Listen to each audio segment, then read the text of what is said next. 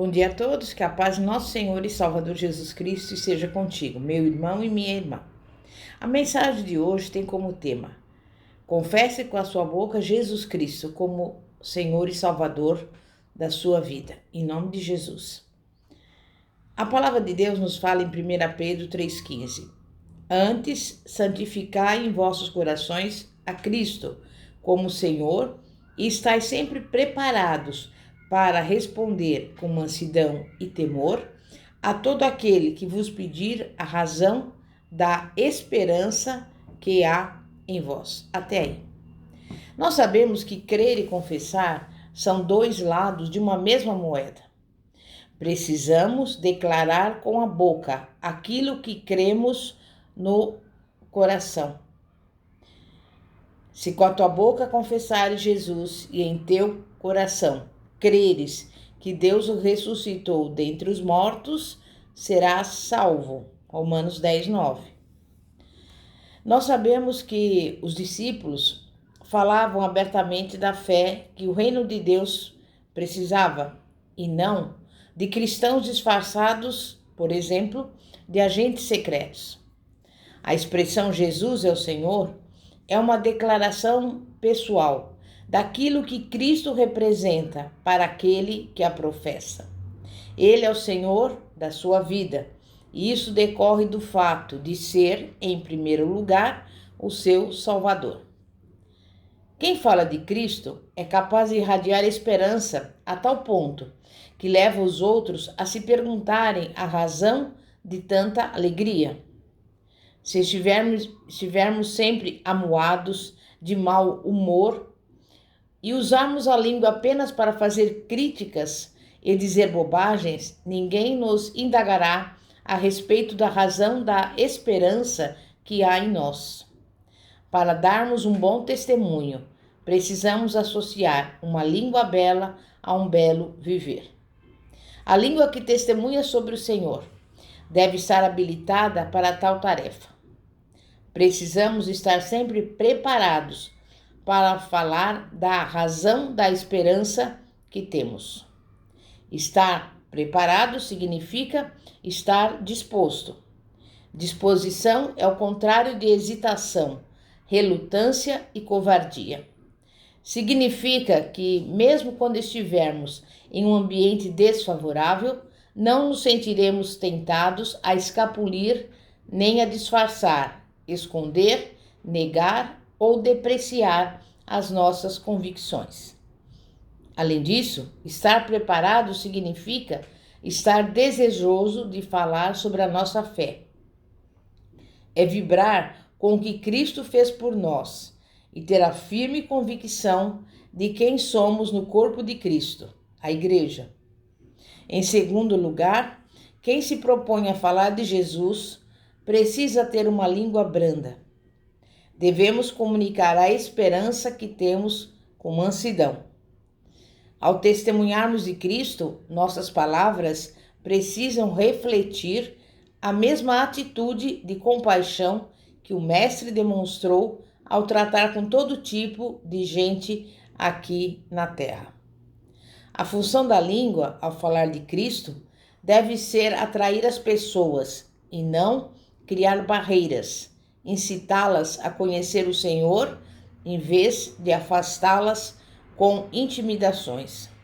Compartilhar a nossa fé em lugar de impô-la. Oferecer conforto em vez de condenar. Se o relacionamento de amizade, que é a ponte que nos liga aos outros, estiver obstruído, então o Evangelho não chegará até eles. A língua que fala de Cristo demonstra respeito. O respeito está ligado à brandura, mas vai um pouco além. Significa levar em consideração a personalidade dos nossos amigos e procurar falar-lhes no nível compatível com a formação e bagagem espiritual que possuem. É nos expor a entender suas dúvidas e a atitude resistente e hesitante que poderão demonstrar. É respeitar opiniões, agir com compreensão e abrir espaço para que possam discordar de nós. A língua que fala de Cristo não fica entrando em discussões políticas. Paulo disse que alguém poderia plantar e um outro regar, mas só o Senhor é capaz de dar crescimento. 1 Coríntios 3, versículos 6 e 7. Por mais eloquente que o nosso discurso seja, se não tivermos a ajuda do Espírito Santo, será como se estivéssemos falando a uma plateia de surdos. Jesus sabia que não demoraria muito. Os discípulos se sentiriam despreparados e sós no mundo. Mas as palavras que lhes dirigiu foram reconfortantes. Está escrito, Mateus 19, e quando vos entregarem, não cuideis em como ou o que haveis de falar, porque naquela hora vos será concedido o que haveis de dizer. Apesar de ser impossível nos prepararmos para todas as situações que enfrentaremos, não devemos temer o desconhecido. Haverá momentos em que o melhor a fazer será deixar de lado as técnicas que aprendemos e aquilo que planejamos com todo o cuidado. Nessas horas, as palavras fluirão espontânea e naturalmente da nossa boca, pois é o Espírito Santo de Deus que nos capacita a testemunhar dele. Não é o que entra pela boca o que contamina o homem, mas o que sai da boca, isto sim, contamina o homem. Mateus 15, 11. Essas palavras de Jesus são muito apropriadas para uma geração tão preocupada com a qualidade daquilo que come e bebe e do ar que respira. A beleza da língua pura está no fato dela expressar respeito para com tudo que há na nossa própria vida, a forma como Deus nos criou, nosso corpo e também o corpo dos nossos queridos, que são individualmente santuário do Espírito Santo. Aquele cujo falar é puro demonstra que possui uma percepção clara da realidade espiritual. Além disso, manifesta um profundo respeito para com o relacionamento mais íntimo e amoroso que alguém pode ter. O apóstolo Paulo diz em Efésios 5, versículos 3 e 4, mas a impudicícia nem sequer se nomeia entre vós, nem conversação torpe, nem palavras vãs ou chocarrices, coisas essas inconvenientes, antes pelo contrário, ações de graças. Uma das maiores dádivas que Deus deu ao homem foi a capacidade de se comunicar mediante a fala. Por isso, o cristão deve fazer uso dessa habilidade, procurando sempre aperfeiçoá-la, consciente de que ela é parte da sua responsabilidade de mordomo, assim como as demais aptidões que Deus lhe concedeu. A língua pura mostra que somos capazes de encarar os problemas da vida de maneira adequada. A maneira como reagimos verbalmente, ou seja, por meio das palavras que dizemos, mostra o quanto somos suscetíveis à ira. A língua pura revela um coração puro. Jesus disse que aquilo que falamos tem origem em nosso coração. Mateus 15, 18. O falar revela como somos por dentro, ou seja, demonstra a postura que temos em relação ao nosso corpo, às demais pessoas, ao Senhor Jesus, a Deus, ao amor e à vida de modo geral. A pureza no falar pode evidenciar um coração que recebeu purificação e poder, mediante o Espírito Santo, e que está em paz com Deus, por intermédio de Jesus Cristo.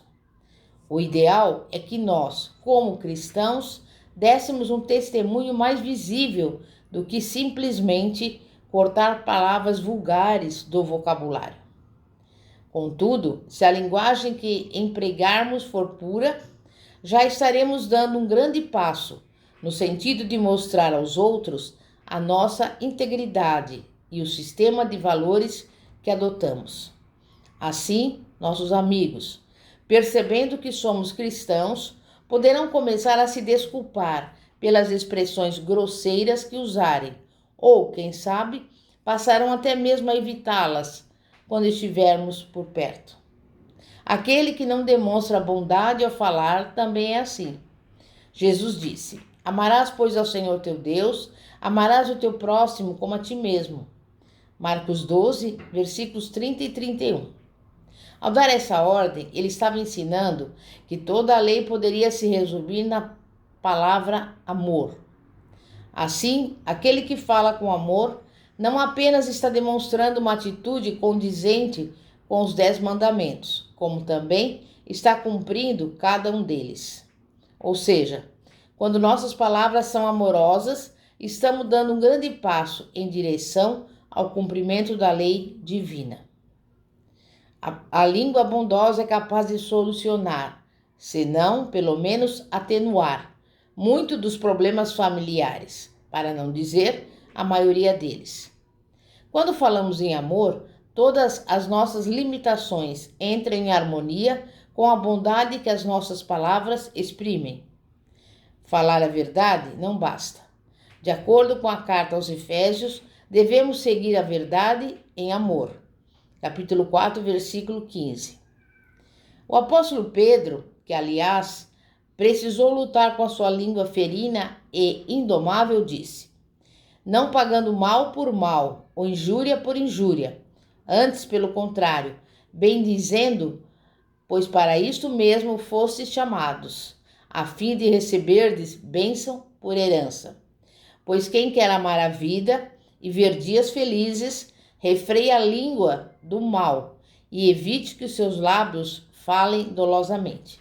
Primeira carta de Pedro, capítulo 3, versículos 9 e 10. A carta de Tiago ensina que a língua, tal como um cavalo bravio, é difícil de se refrear e domar. Só um recurso capaz de contê-la: o amor. Agir em amor é fundamental em qualquer circunstância, mas principalmente quando enfrentamos a oposição dos outros. A forma como Jesus falava revelava que ele era extremamente admirável. Está escrito: pois ele, quando ultrajado, não revidava com ultraje, quando maltratado, não fazia ameaças. 1 Pedro 2, versículo 23.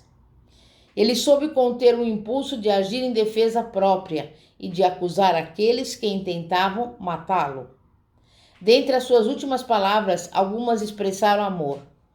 Pai, perdoa-lhes porque não sabem o que fazem. Lucas 23, 34.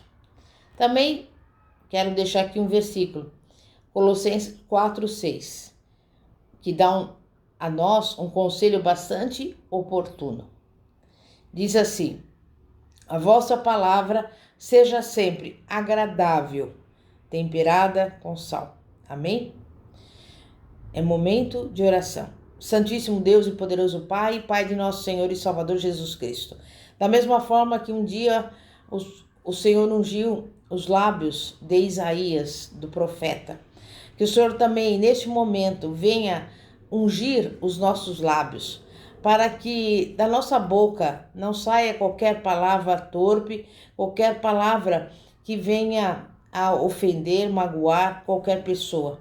Que nós tenhamos sabedoria, discernimento para falar tudo aquilo que é bom, agradável, para falar tudo aquilo que edifica a vida nossa, dos nossos familiares, dos nossos irmãos. E nós te pedimos que a cada dia nós possamos crescer nessa sabedoria e possamos falar de Cristo, dar testemunho, para que também outras pessoas que ainda não o conhecem sejam atraídas por tudo aquilo que nós falamos. E nesse dia de hoje, eu já te louvo e te agradeço, crendo e confiando que já recebi esse privilégio, essa unção de falar apenas palavras edificantes da tua palavra, em nome de Jesus. Amém e graças a Deus. Pastora Fátima, da Igreja Evangélica Apostólica Poder de Cristo. Que a paz de nosso Senhor e Salvador Jesus Cristo esteja contigo. Amém e graças a Deus. Glória a Deus.